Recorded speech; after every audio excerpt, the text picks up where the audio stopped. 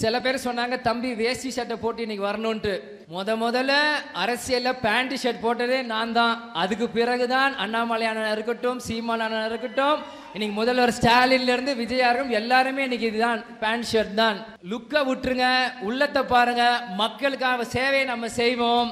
என்னைக்கு கரை வேஷ்டி போடணும்னு கேப்டன் எனக்கு சொல்லுவார், அன்னைக்கு நான் போடுறேன். இன்னைக்கு நம்மளோட வேகம் நடையில இருக்கணும். நிச்சயமாக அந்நியார் சொன்ன மாதிரி 234 தொகுதியிலும் சுற்றுப்பயணம் செய்ய நான் தயாராக இருக்கிறேன். அவங்க ஆணைக்கு எனக்கட்டும், நான் என்னைக்கு சொன்னாலும் நான் ரெடி.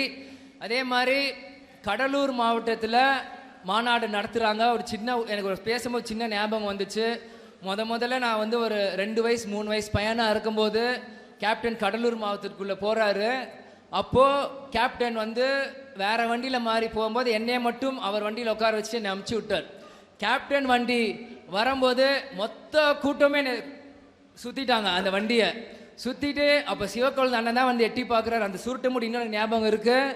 அவர் வந்து எட்டி பார்த்து, தம்பி நீங்களா? என் தம்பி தான் இருக்காரு, தலைவர் நம்ம போயிட்டாரு முன்னாடி வண்டியிலன்ட்டு. எப்படி அன்னைக்கு நான் சின்ன பையனா அந்த கூட்டத்தை நான் பார்த்து வேந்து பார்த்தேன். அது இன்னுமே ஆழ மனசுல அந்த டாடா எஸ்டேட் கார் அந்த லெஃப்ட்ல இப்படி சைன் போகும்போது கூட்டம் வண்டி மேலே வந்து விழுந்ததோ, அதே போல் வரும் ஜனவரி 9 நம் அந்நியார் வர வாகனத்தில் குலுங்க கூட்டம் நிறையணும். அதுக்கான வேலை நம்ம பார்க்கணும். எவெல்லாம் இந்த கட்சி முடிஞ்சது 1% 2% அன்னைக்கு 10% தமிழ்நாடு 10% மக்கள் அன்னைக்கு கடலூர்ல கூடணும். அதுதான் நம்மளோட டார்கெட்டாக இருக்கணும். அதனால இன்னைக்கு என்னோட பதவியேற்ற அனைவருக்கும் வாழ்த்துக்களை நான் தெரிவித்துக் கொள்கிறேன்.